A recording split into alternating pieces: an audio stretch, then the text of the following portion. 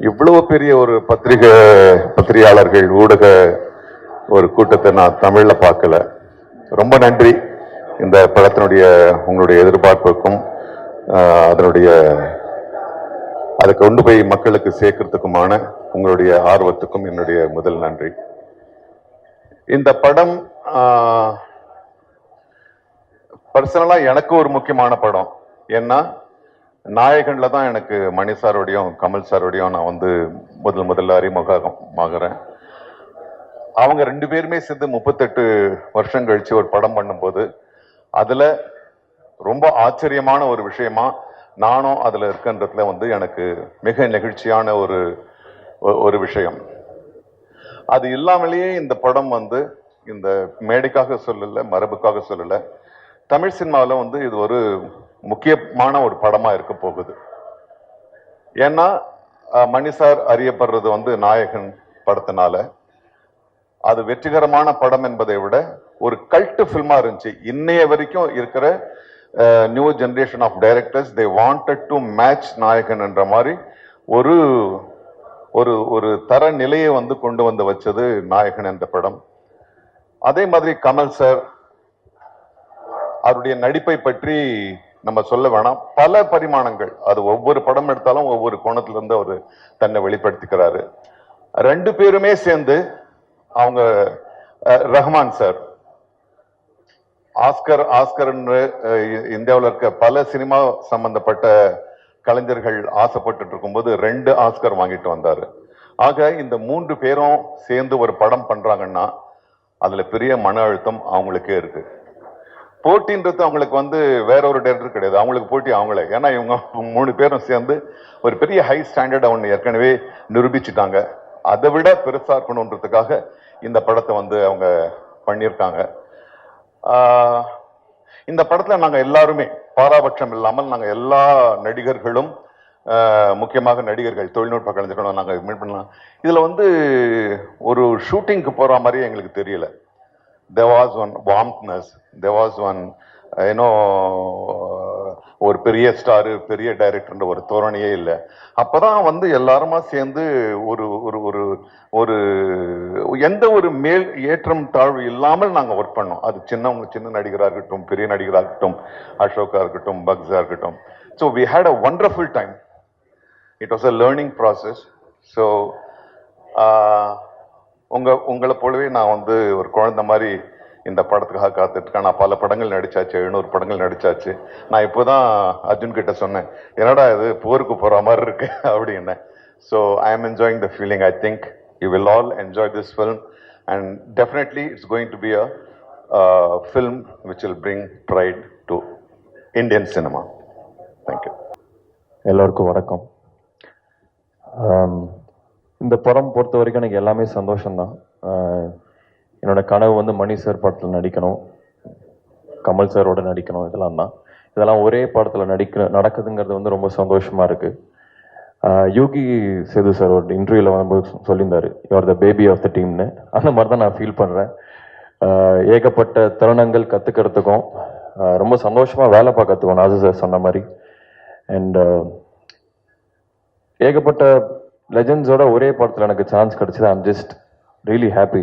Kamal sir, மணி sir, Ravi கேச்சந்தன் sir, Nassar sir, Simbu sir, Trisha ma'am, இந்த மாதிரி ஏகப்பட்ட டேலண்டட் பிக் பீப்புளோட ஒர்க் பண்ணுறது I'm just really happy. And இது எனக்கு ஒரு படம் இல்லை, this is a mile stone for me. And உங்கள் எல்லாத்தையும் பார்த்ததில் எனக்கு ரொம்ப சந்தோஷம். தேங்க்யூ. எல்லாருக்கும் வணக்கம். ரொம்ப சந்தோஷமாக இருக்குது. இவ்வளோ பேர் ஒன்றா பார்க்குறதுக்கு தனித்தனியாக பார்த்துருக்கோம். எனக்கு தெரியுது உங்கள் எல்லாருக்கும் பசிக்குதுன்னு சொல்லி நான் ரொம்ப நேரம் பேசி டைம் வேஸ்ட் பண்ணுறதா இல்லை. நாளைக்கு ரிலீஸ் படம். ஸோ ஆக்சுவலாக கான்ஃபிடெண்ட்டாக இருக்கும், சந்தோஷமாக இருக்கும். இந்த படம் எல்லாருக்கும் ஒரு மிகப்பெரிய வெற்றி அடையணும்னு இறைவனை வேண்டிக்கிறேன். ஏன்னா ரொம்ப உழைப்பு போட்டிருக்காங்க. கமல் சார் ஆக்ஷனாக இருக்கட்டும், பெர்ஃபார்மன்ஸாக இருக்கட்டும், பின்னி படல் எடுத்திருக்காரு. எல்லாருமே அவங்களோட ஒர்க்கை ரொம்ப கஷ்டப்பட்டு பண்ணியிருக்காங்க. ஸோ எங்கள் டீம் சார்பாக நீங்கள் எல்லாரும் படம் பார்த்து என்ஜாய் பண்ணுவீங்கன்னு நம்புகிறோம். Thank you so much. அனைவருக்கும் வணக்கம். இந்த எங்கள் பயணத்தில் ஆரம்பம் முதல் எங்களை தாங்கி பிடித்து இந்த மேடை வரை கொண்டு சேர்த்ததில் பெரும் பங்கு உங்களுக்கும் உள்ளது. அது மறுக்க முடியாத உண்மை. நீங்க எப்ப வேணா இது எப்படி இருக்குன்னு தெரியலன்னு ஒரு அங்கலாய்ப்புடன் யாருமே பேசலைங்கிறது எங்களுக்கே ஆச்சரியமா இருந்தது. வழக்கமா அப்படி பார்ப்போம் வரட்டும் அப்படின்றது. அதுக்கு முன்னாடி நீங்களே அதை உங்கள் எதிர்பார்ப்பை உங்கள் கண்களின் மூலம் காட்டுகிறீர்கள் எங்களுக்கு. எனக்கு இது என்னுடைய யூனிட்டை பார்க்கும்போது முகதாட்சியம் கருதி நல்லா இல்லைங்கிறத நல்லா இல்லைன்னு சொல்ல மாட்டாங்க, நல்லா இருக்குங்கிறத ஒரு கை தியேட்டர் ரசிகர் மாதிரி கை தட்டி விசில் இல்லாம அடிக்க முடியும். அதனால இப்ப நல்லா இருக்கு சார் அப்படின்னு சொல்லிட்டு போயிடுவாங்க. கொஞ்சம் அழுத்தி தான் வாசிப்பாங்க. ஆனால் நான் அவங்க கண்ணை பார்த்துக்கிட்டே இருப்பேன். ஏன்னா அவங்க எல்லாருமே சீசன்டு பீப்புள். இதுல இங்க வந்து கத்துக்கலாம்னு வந்தோம் சாருங்கிறவங்க யாருமே கிடையாது. கத்துக்கிட்டு வந்தவங்க தான். டெக்னீஷியன்ஸா இருக்கட்டும், நடிகர்களா இருக்கட்டும், அவங்க கூட வேலை செய்யும் போது அவங்கள் முகத்துல பார்க்குற சந்தோஷத்தை அது அப்படியே ஒரு பெருந்தொற்று, அது யூனிட்டுக்கே தொற்றிக்கிச்சு. அதை உங்களுக்கும் வழங்க வேண்டும் என்பதுதான் எங்கள் ஆசை. எங்களுக்கு வேற பெரிய பெருமைகள் இப்படி பண்ணியிருக்கோம் அப்படி பண்ணியிருக்கோம் பேசுறதை விட ஒரு க்ளோஸ் அப், அது சிம்பு சார் தான் இருக்கட்டும், இல்லை ஒரு சின்ன பையன் தான் இருக்கட்டும், அது எடுக்கிறதுக்கு ஒரு 50 பேர் வேலை செய்வாங்க. திரை பூரா ஒரு முகம் தான் இருக்கும். அது அப்படி அதுக்கே அப்படின்னா இதுல நீங்க பாருங்க, காரை புரட்டி போட்டு தமிழ் சினிமாவையும் புரட்டி போடணுங்கிறது தான் எங்களுக்கு ரொம்ப நாள் ஆசை.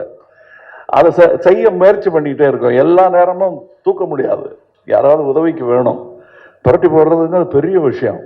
கொஞ்சமாவது அதை நகர்த்தலாம் நாங்கள் விரும்பும் திசை நோக்கி அப்படின்னதுல இதுல எங்களுக்கு கிடைச்ச படை வீரர்கள் நிறைந்த படை. அதுவும் பிஹைண்ட் த சீன்ஸ்ல நீங்க பார்த்தது ஒரு கிளிம்ஸ் தான். ட்ரெயின்ல வேகமா போகும்போது சீனரி தெரியுற மாதிரி உங்களுக்கு தெரியும். நாங்க கிட்ட ஜங்ஷன்ல நின்று எல்லாரையும் வண்டியில ஏத்திக்கிட்டு வந்தவங்க எத்தனை பேர் உழைத்திருக்கிறார்கள். இன்டர்நேஷனல் தரத்தில் இருக்கும் எங்கள் டெக்னீஷியன்ஸ். நிஜமாவே வெளிநாட்டில இருந்து வேலை செஞ்சவங்க, இங்கிருந்து வேலை செஞ்சவங்க வெளிநாட்டுக்காரங்க பாராட்டுற அளவுக்கு வேலை செஞ்சிருக்காங்கிறது தான் என்னுடைய தாழ்மையான கருத்து. உதாரணம், மணிரத்னம் சாரை பத்தி சொல்ல வேண்டாம். மணிரத்னம் பிலிம் அப்படின்னு போட்டுக்கொள்வதற்கான எல்லா தகுதியும் கிட்டத்தட்ட 40 வருஷத்துக்கு முன்னாடியே அவர் பெற்றுட்டார். இது it's a Mani Ratnam film.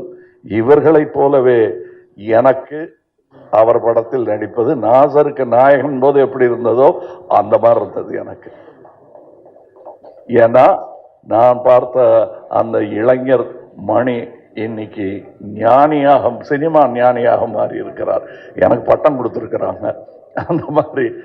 So அவர் கூட வேலை செய்யறது எனக்கு குதூகலமா இருந்தது என்பதுதான் உண்மை. அது எல்லாருக்கும் தெரியும், படம் பார்க்கும்போது தெரியும். அந்த எங்க செட்ல இருந்து எங்களை பார்த்தவங்களுக்கும் அது புரியும். இதுல இருக்கிற டெக்னீஷியன்ஸ், எடிட்டர் ஒரு ட்ரெய்லர்லயே தூக்கிட்டாங்க மணியும் அவரும் சேர்ந்து. அது அது ஒரு சூப்பர் ஹிட் பண்ணிட்டாங்க. அதெல்லாம் நல்ல சிறந்த டெக்னீஷியன்கள், பதட்டம் இல்லாமல் எந்த பெரிய இடையூறுகளையும் தாண்டும் அந்த லாவகம் அவர்களுக்கு இருக்கிறது. அதே மாதிரி ரவி கே சந்திரன் இந்நேரம் அமெரிக்காவில் படம் எடுத்துட்டு இருக்க வேண்டியது, அது 20 வருஷம் முன்னாடியே நிகழ்ந்திருக்க வேண்டியது. மருதநாயகம் அதோடைய சினிமாட்டோகிராஃபர் அவருடன் முழுவதுமாக ஒரு முழு படத்தை முடித்தேன் என்ற பெருமை. அது பாதியில் விட்டோங்கிற வருத்தம் எனக்கு ரொம்ப உண்டு. ஆனால் அதில் இந்த படத்தின் மூலம் அதில் இருந்ததை விட இன்னும் சிறந்த சினிமாட்டோகிராஃபராக அவர் திரண்டு வந்திருக்கிறார் எங்களுக்காக. அது தெரியும், படத்துல பார்த்தா பேசுவாங்க. அதை நான் சினிமா விமர்சகர்களிடம் விட்டு விடுகிறேன். அவருக்கு நல்ல பெயர் கிடைக்கணும். நானும் சினிமா விமர்சகன் தான், நானும் சினிமா ரசிகன் தான். நான் சுவைத்த விஷயத்தை உங்களுக்கு நான் சொல்லுகிறேன். வியாபாரம் வெற்றி பெறணும், அதெல்லாம் ஓகே. என் சினிமாவும் வெல்ல வேண்டும் என்பதுதான் ஆரம்ப காலத்திலிருந்து நாங்கள் அதான் ஒரே மாதிரி எண்ணம் உடையவர்களுடன் பேசிக்கணும். நாங்கள் செட்டில் இருக்கும்போது மணி சார் ஆகட்டும், நடுவில் போய் பேச டைம் இருக்காது. அதுவும் டெக்னீஷியன்ஸுக்கு மேலேயும் கீழையும் பார்த்துக்கிட்டு ஒரு மாதிரி சித்தர் மாதிரி அலைஞ்சிட்டு அங்கே அதுக்கு நடுவில் நாங்க பேசுறது கூட அரட்டையா இருக்காது. லஞ்சில் உட்காந்து பேசுறது கூட சினிமாவை பத்தியா இருக்கும், வேற ஒருத்தர் எடுத்த நல்ல சினிமாவை பத்தியா இருக்கும். இப்படி ஒரு அற்புதமான சூழலில் நாங்கள் இந்த படத்தை எடுத்திருக்கிறோம். இந்த மாதிரி ஆரோக்கியமான ஒரு சூழல் ஐமைவதே எவ்வளவு பணம் கொடுத்தாலும் கிடைக்காது. அது எனக்கு கிடைத்தது, ராஜ்கமலுக்கு கிடைத்தது. ராஜ்கமலுக்கு பின்னாடி இருக்கிற அந்த இன்டர்நேஷனல்ங்கிற அந்த வார்த்தைக்கு முழு அர்த்தத்தை மணிரத்னம் எங்கள் டெக்னீஷியன்ஸ் கொடுத்திருக்கிறார்கள். இதில் உள்ள கலைஞர்கள் சின்ன சின்ன பாத்திரம் பண்ணவங்க. ஒரு சின்ன பையன்லாம் ஆக்ட் பண்ணியிருக்காரு, ஒரு 50 படம் பண்ணியிருப்பாரு அந்த பையங்கிற மாதிரி பண்ணியிருக்காரு. அப்போ நிஜமாவே 100-200 படம் பண்ணவங்கெல்லாம் சின்ன சின்ன வேஷங்கள் பண்ணியிருக்காங்க. இந்த சந்தோஷத்துக்காக, மணி சார் கூட ஒர்க் பண்ணுங்கிற சந்தோஷத்துக்காக தான் பாதி பேர் வந்தாங்க. சம்பளம் 2ஆம் பட்சம் தான் அவங்களுக்கு. இது எங்களுக்கு தெரிந்த உண்மைங்கிறதுனால சொல்றேன். நாம வையாபுரி மாதிரி ஆர்டிஸ்ட் எல்லாம் நாங்கள் கண்டெடுத்தவர். அவர் அவர் அவர் ஜூனியர் ஆர்டிஸ்டா இருந்த போது நாங்கள் கண்டெடுத்து இவர் அப்படின்னு பார்த்து கூப்பிட்டது அவர். இன்னைக்கு அவர் எங்க கூடயே உட்கார்ந்து சீட்டு கிடைச்சாச்சு, உட்காந்துடணும். அது ரொம்ப கஷ்டம். அந்த நிலையிலிருந்து வந்த அவருக்கு தான் தெரியும். இன்னைக்கு இங்க ஜோஜோ இல்லை, இப்ப இந்த முன் வரிசையில் அமர்ந்திருக்கிற எல்லாருமே என் நண்பர்கள் தான். அவங்களுக்கு இந்த வாய்ப்பு கிடைச்சது எனக்கு பெருமையா இருக்கு. நீங்க படம் பார்த்துட்டு இவங்களெல்லாம் பத்தி நான் பேசுறேன். ஏன்னா இப்ப பேசும்போது அவர்கள் பெயரை மட்டுமே குறிப்பிட வேண்டி வரும். அவர்கள் திறமையையும் பத்தி பேசுவதற்கு இன்னொரு விழா நடக்கத்தான் போகிறது என்று எனக்கு தோன்றுகிறது. அந்த விழாவில் உங்களுடன் பேசுகிறேன். மற்றபடி எனக்கு உறுதுணையாக இருந்த தமிழ்நாட்டிற்கே நன்றி சொல்ல வேண்டும். நான் மேடையில் பேசும்போது உயிரே உறவே தமிழே என்று சொன்னதற்கான அர்த்தத்தையும் நான் முழுமையாக உணர்கிறேன். நன்றி, வணக்கம்.